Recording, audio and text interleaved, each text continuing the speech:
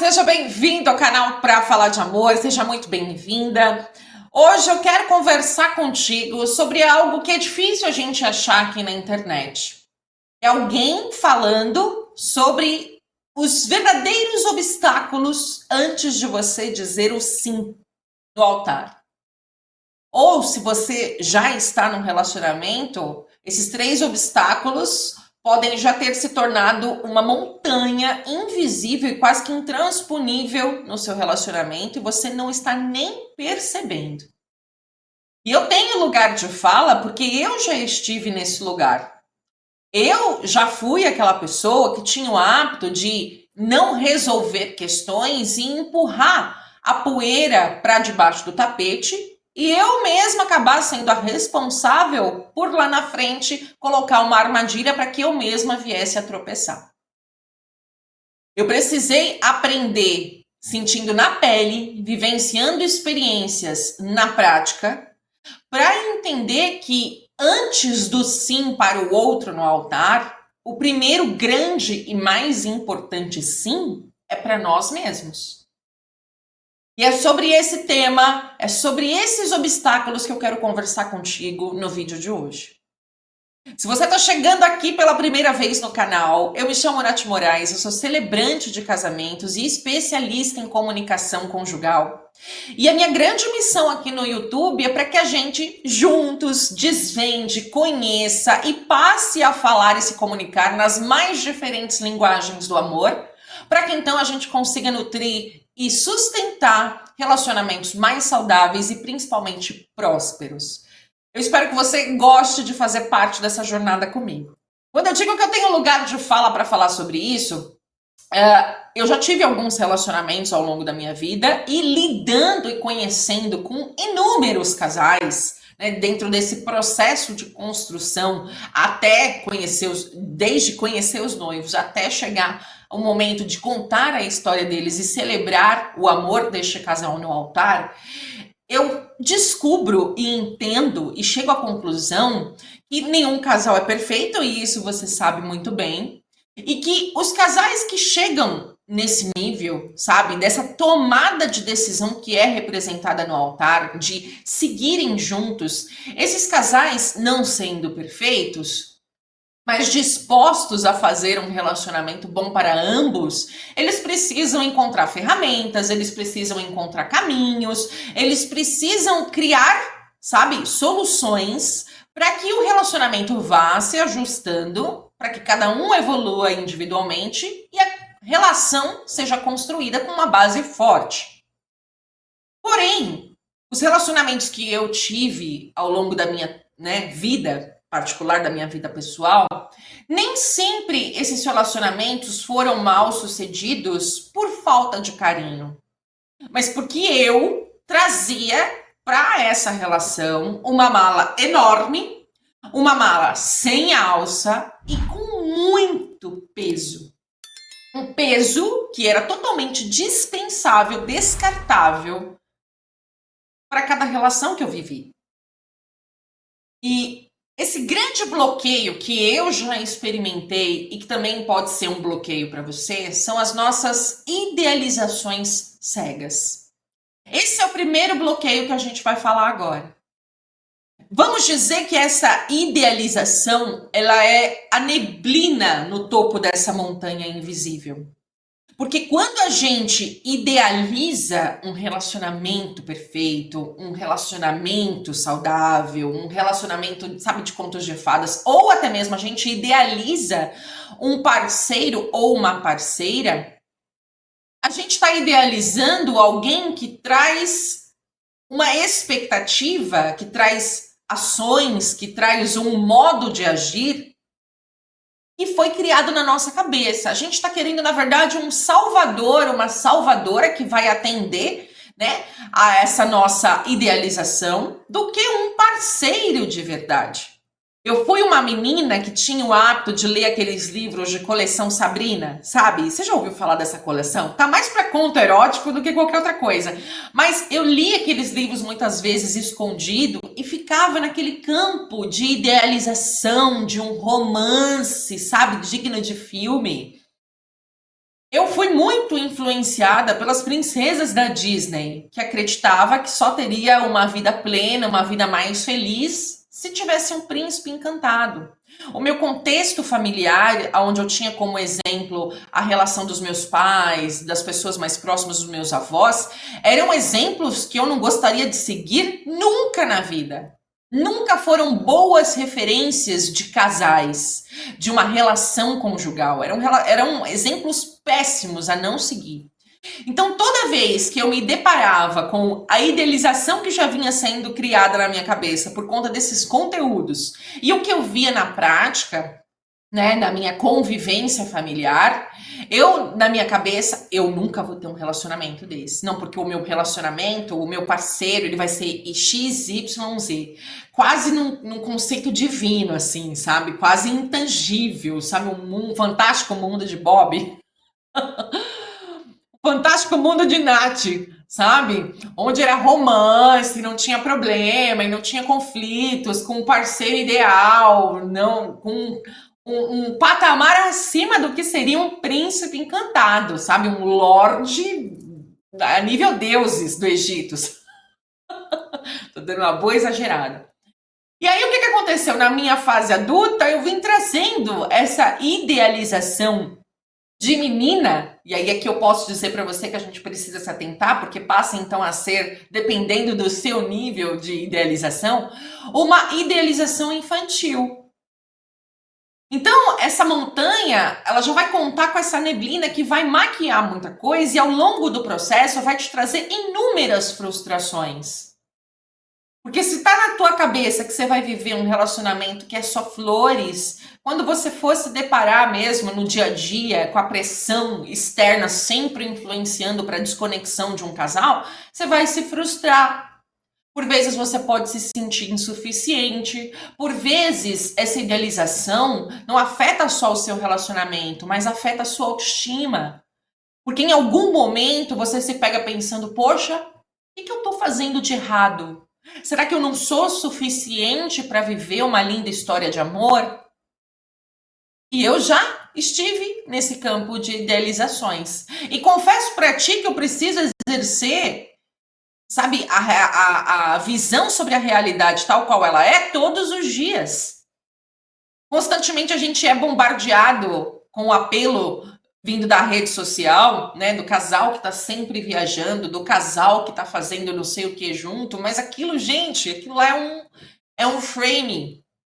Aquilo lá é apenas um registro. Às vezes o casal tá quebrando o pau. Às vezes um não suporta olhar para a cara do outro, mas a foto tem que ir bonita. E aí essa nossa idealização, ela é instigada constantemente. Eu quero compartilhar com você agora e quero pedir para você fazer esse exercício, que é um exercício que eu fiz por muito tempo, tá? Eu gostaria que você pegasse um pedaço de papel, e não precisa ser nada muito elaborado, é que eu tenho os meus inúmeros cadernos, né, aqui atrás, dá pra ver que eu tenho muitos cadernos fora, tanto dos outros que tem ali na outra prateleira, enfim, eu tô sempre escrevendo sobre os meus pensamentos e sobre os meus sentimentos, para que isso não fique minando o meu coração e minha mente, sabe? Então eu super recomendo que você faça isso. E aí eu gostaria que você listasse quais são as 3 expectativas quase que de cinema que você nutre ou nutria na sua cabeça e que na observação do dia a dia você percebe que elas não são reais. Quais são essas 3 expectativas, essas idealizações que, em contrapartida, você pode colocar também 3 ações reais que você percebe ou que você faz ou que você poderia fazer no seu relacionamento. Eu sou uma pessoa que eu não gosto de conflito. Eu vivi, né, uma experiência de observação e de convívio familiar onde tinha muito conflito. Conflitos graves, chegando ao nível da violência. Então eu cresci abominando conflitos.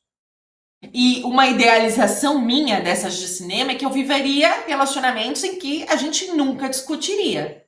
Nunca um ia discordar do outro. Só que a verdade não é assim. Conflitos, eles acontecem. Por vezes, acabo que, afirmando para você que alguns deles são até necessários para o alinhamento do relacionamento. Só que uma ação minha que vem sendo executada já há bastante tempo, e eu estou sempre procurando me supervisionar para que isso seja de fato um hábito na minha vida, é não evitar conflitos por medo deles. Uma vez eu escutei de uma psicóloga, uma terapeuta que eu tive, e ela falou para mim assim: olha, mais vale você explodir para fora do que você explodir para dentro. Porque quando você explode para dentro, os malefícios são imensuráveis. Quando você explode para fora, e aqui eu não tô falando de sair quebrando as coisas de dentro de casa não, tá? Brigando, chegando a níveis assim que são desrespeitosos. Mas se você que tem também, assim como eu tinha, né, essa aversão a conflitos, você vai somatizando, você vai se destruindo, você vai somando. E nesse campo de idealização de, eu não vou ter conflito nunca, para nunca desestabilizar nada, você vai se desestabilizando por dentro e depois esse caminho ele é irreversível, muitas vezes. Muitas vezes você vai chegar a um ponto em que você vai perceber que, meu Deus, como é que eu saio disso? Então, mais vale você, sabe, explodir para fora do que para dentro. Então, essa é uma das reflexões que eu gostaria de fazer. Lista 3 idealizações dessas de cinema que você nutre no seu coração e que você gostaria que assim fosse no seu relacionamento. Mas quais também seriam 3 ações reais que você poderia adotar para que essa neblina não impeça você de enxergar a montanha assim que ela se apresenta? Certo? O segundo bloqueio que nós temos é o bloqueio que está relacionado ao nosso medo de demonstrar vulnerabilidade. Não existe conexão verdadeira sem uma intimidade real. Eu sempre gostei de, depois do fim de um relacionamento, eu me reservar um tempo para interiorizar, para refletir, para sentir aquele luto que todo final de relacionamento traz. Independente se esse relacionamento fez mais mal para o outro ou se fez mais mal para você, não importa. Eu sempre recomendo que antes de você iniciar uma nova relação, né, tendo findado uma outra, que você dedique um tempo para reflexão, sabe? Desfrutar um pouquinho da sua, entre aspas, solteirice, da sua solitude, que para muitos acaba sendo uma solidão. Mas quando você engata um relacionamento no outro, dificilmente você consegue avaliar as situações que realmente não foram boas e que então aquela situação passa a ser um pré-requisito de que não aconteça mais uma relação futura. Você não consegue ter tempo para racionalizar sobre o que poderia ter sido feito, quais as ferramentas que você poderia ter usado ou que o outro poderia ter usado. Enfim, você não faz uma desintoxicação do que foi o relacionamento anterior. Você não consegue estipular novas condições para um novo relacionamento, principalmente para que ele seja um relacionamento saudável. Só que também tem um porém. Mesmo que você faça, né, esse tempo de detox, tem gente que fica com um medo absurdo de se relacionar. E eu também já passei por isso. Nesses meus momentos de intervalo para reflexão, eu passei a ter medo da conexão. Eu passei a ter medo de me envolver. Então eu passava 1, 2 anos, quase 3 anos, assim, zero compromisso. Não porque essa aconteceu no antigo, vai acontecer no atual. Não porque eu tive aquele problema anterior, agora eu vou ter esse problema de novo. Sabe o que é isso? É medo de vulnerabilidade. É medo de se abrir para o novo. E se você já engatou uma relação na outra e não passou por esse processo de autoconhecimento, você já está numa relação com uma montanha ali que você não está vendo. Que você não se abre por completo, você tem medo de se abrir, você não se entrega por inteiro, você está desconfiado ou desconfiada. Eu, infelizmente, fui traída por alguns parceiros que eu escolhi para desfrutar. de um relacionamento. E isso abalou tanto a minha autoestima que por vezes eu engatava em outros relacionamentos com uma bagagem ruim de medo. Pronto, se o outro me traiu, esse daqui vai me trair também. E de tanto pensar aquilo, tanto pensar aquilo, tanto pensar aquilo, ruminar aquilo, adivinha o que eu atraía para mim? Novos relacionamentos em que eu era traída. Percebe?